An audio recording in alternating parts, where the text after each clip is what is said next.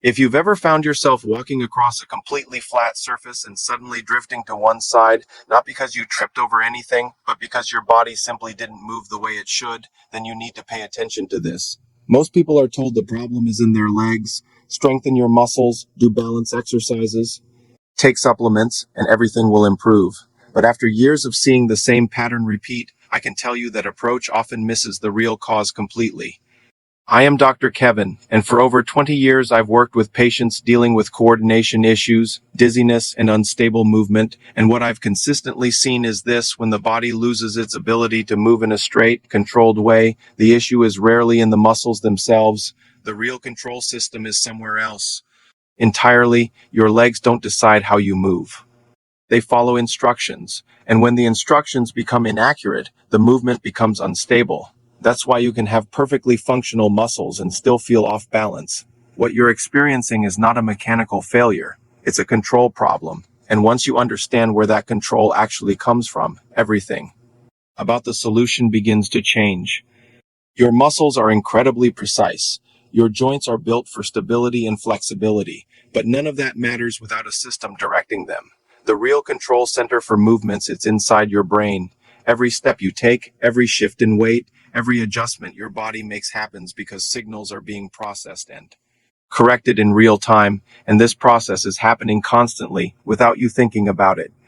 That's what makes walking feel automatic. But when that system starts to weaken, even slightly, the first thing you notice is instability. You don't fall immediately. You drift. You hesitate. Your movements feel less certain. This is not because your body forgot how to move. It's because the system that coordinates movement is no longer operating at full efficiency. And that distinction is critical because strengthening muscles alone will never fully solve a coordination problem that originates in the brain. At the center of this system is a specific part of your brain responsible for coordination. It's relatively small in size, but it carries an enormous amount of processing power. In fact, it contains a significant portion of the neurons responsible for fine-tuning movement. Its job is to take information from multiple systems at the same time: your muscles, your inner ear, your vision, and combine that data into precise corrections. Every second, it is adjusting your posture, your balance, and your direction without any conscious effort. This is what keeps your movement smooth instead of chaotic. When this system works properly, you don't even notice it. But when it starts to underperform, the effects become immediately visible. Steps lose precision, your balance becomes unreliable, and your body begins to behave as if it's slightly out of sync with itself. Here's something that changes the way you look at movement entirely. Walking is not just stepping forward, it is a controlled fall. Every time you take a step, your body moves slightly out of balance, and your next movement catches that imbalance. This process repeats continuously. It is smooth, precise, and incredibly fast, but it only works because your brain is predicting where your body needs to be next. That prediction happens instantly, and it's what keeps you upright. When that prediction becomes less accurate, even by a small amount, your movement starts to drift. That's why you may feel unstable even though nothing is physically blocking your path. The system managing those micro adjustments is no longer perfectly aligned. Now here's where things begin to shift, especially over time. As the body ages, the efficiency of certain systems begins to decline. One of the most important is blood flow to the brain. The brain requires a constant supply of oxygen and nutrients to maintain its performance. Even a small reduction can affect how efficiently it processes information. And when processing slows down, coordination is one of the first things to be affected. This doesn't happen suddenly. It develops gradually. You may notice small signs at first: slight imbalance, slower reactions, moments of hesitation, but these are not random changes. They are signals that the system controlling movement is not receiving the support it needs. Now here's something most people don't connect to: balance problems at all. The early signs don't start in your legs, they start in your thinking. You walk into a room and forget why you went there. You start a sentence and lose your train of thought halfway through. You reach for something and by the time your hand gets there, the intention disappears. These moments feel small, almost insignificant, so they're ignored, but they're not random. They're the first indication that your brain is not processing information as efficiently as it used to. And here's why that matters: coordination depends on rapid, precise processing. When your brain slows down even slightly, the accuracy of movement begins to decline. You don't notice it immediately in your body, but the system is already under strain. What feels like a memory issue is often part of a larger pattern affecting how your brain is functioning overall. The next sign is something people often describe as brain fog. Tasks that used to feel easy now require more effort. You read something and have to go over it again. Conversations take an extra moment to process. By the middle of the day, your energy drops in a way that doesn't feel physical, it feels mental. This is not just fatigue. It's reduced processing efficiency. Your brain is still working, but it's doing the same job with less available energy. And because your brain depends heavily on a constant blood supply, even a small reduction can produce noticeable effects. Over time, this creates a pattern where your performance declines gradually, not suddenly. And because it's gradual, most people adjust to it instead of addressing it. But that decline is directly connected to the same system responsible for keeping your movement stable. Your brain is one of the most energy-demanding organs in your body. Even though it makes up a small percentage of your total weight, it consumes a large portion of the oxygen and nutrients you take in. That means it is extremely sensitive to changes in blood flow. When supply is reduced, even slightly, performance begins to drop, not dramatically at first, but enough to affect the most complex functions: coordination, memory, reaction speed. These are the processes that require the highest level of precision and energy. And when those begin to weaken, the effects show up as instability, hesitation, and reduced clarity. This is not damage in the traditional sense. It's reduced efficiency, and that distinction matters because efficiency can often be improved when the underlying conditions are addressed. One of the biggest misconceptions is that these problems are isolated, that only one part of the brain is affected while everything else remains normal. In reality, the brain functions as a connected system. When blood flow is reduced, it rarely affects just one area. Some regions may show symptoms first, but the entire system is impacted. That's why people often experience multiple signs at the same time: balance issues, memory lapses, slower thinking. They may seem unrelated, but they are connected through the same underlying cause. Once you understand that, you stop treating symptoms individually and start looking at the system as a whole. Let me give you a simple way to understand this. Imagine someone walking in a clear space with nothing around them, yet they still lose balance. The muscles are working, the joints are fine, there's no obstacle. So what's the issue? The issue is not in the movement itself, but in the control system behind it. When that control system is not receiving enough support, it cannot perform with precision. This is why so many people feel frustrated. They try strengthening exercises, they work on balance drills, but the improvement is limited because the real cause is not being addressed. Once you shift your focus from the body to the system controlling it, the approach changes completely. Now here's where most people have their biggest realization. The source of this problem is not just inside the brain itself. It's in the pathway that feeds the brain, and that pathway runs directly through your neck. Your brain depends entirely on a steady flow of blood, and that blood has to pass through a very specific route before it reaches the areas responsible for coordination.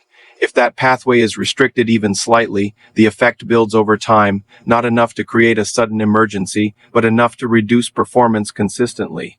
This is why so many people feel symptoms without understanding the cause, because the issue is not obvious. It's not pain.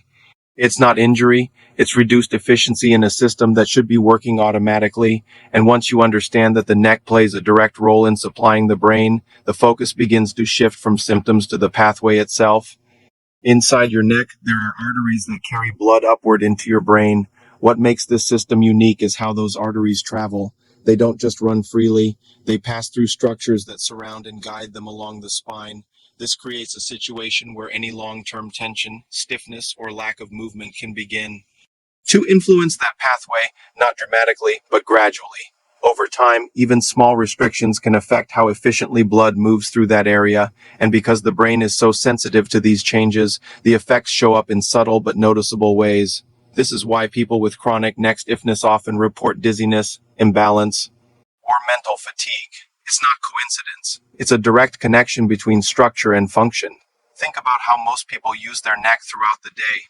Long periods of sitting, looking down at screens, minimal movement, constant low-level tension. Over years, this creates a pattern where certain areas become tight while others become overworked, the result is not just discomfort, it's a change in how that entire region functions. Muscles remain in a partially contracted state, joints lose their natural mobility, and the structures surrounding those arteries become less flexible. This creates a constant, low-level compression effect, not enough to notice immediately, but enough to influence blood flow over time, and because this happens gradually, it often goes completely unnoticed until symptoms begin to appear. Now here's another important point. When people feel tension in their neck, they try to stretch it, but most stretching methods target the areas that are already moving too much, not the areas that are actually restricted. This creates a situation where the imbalance becomes worse instead of better. You loosen what is already loose, and you leave the tight areas unchanged. That's why many people feel temporary relief but no lasting improvement, because the underlying restriction is still there. To make real progress, the focus has to shift toward the specific areas that are not moving enough, not the ones that are already overcompensating. The key is not force, and it's not aggressive stretching. It's controlled, precise movement that restores natural function to the areas that need it most. When those areas begin to move properly again, the entire system starts to rebalance. Tension decreases, mobility improves, and most importantly, the pathway supplying the brain becomes more efficient. This is where the real change begins. Not through intensity, but through accuracy. Small, consistent adjustments that allow the system to return to its natural state. And once that happens, the effects extend beyond just balance. Because when the brain receives better support, everything it controls begins to improve. Now we move from understanding to action, because once the pathway is clear, the next step is restoring movement where it's been restricted. The first exercise targets the lower portion of your neck, an area most people ignore completely. Instead of stretching randomly, the focus here is controlled movement. You gently guide your neck through small rotations while applying light directional pressure with your fingers to assist the motion.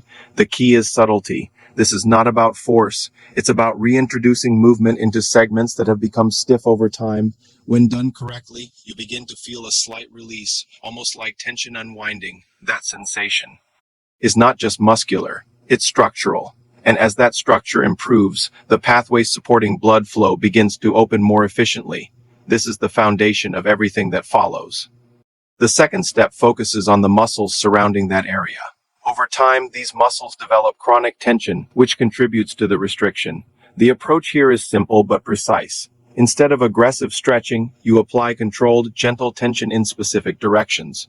You stabilize one part of the body while slowly moving another, allowing the muscle to lengthen naturally. This creates a deeper release than typical stretching. Combined with light massage, this improves circulation within the muscle itself. And when circulation improves, tension decreases. This creates a supportive environment for the arteries in that region to function more freely. Again, this is not about intensity. It's about consistency and accuracy. Now that the physical pathway is improving, the next step is training the system that uses it.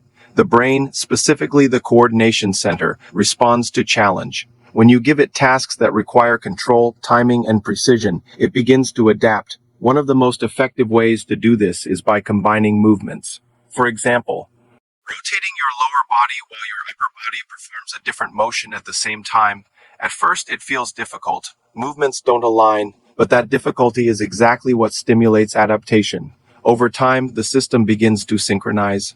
This is how coordination improves, not by repeating simple movements, but by challenging the system to integrate multiple actions at once. As your system improves, you can begin introducing more complex movement patterns. Controlled rotation, balance shifts, and visual focus exercises all play a role in strengthening coordination. One powerful concept is maintaining focus on a fixed point while your body moves. This trains your brain to stabilize orientation even during motion. Initially, you may feel slight dizziness. That's normal. It means your system is being challenged. With repetition, that response decreases. Your brain adapts, your balance improves, and your movements become more controlled. This is the process of retraining, not just physically, but neurologically. So here's the real takeaway. What you're dealing with is not just a symptom. It's a system that has lost efficiency over time, and the solution is not a single fix.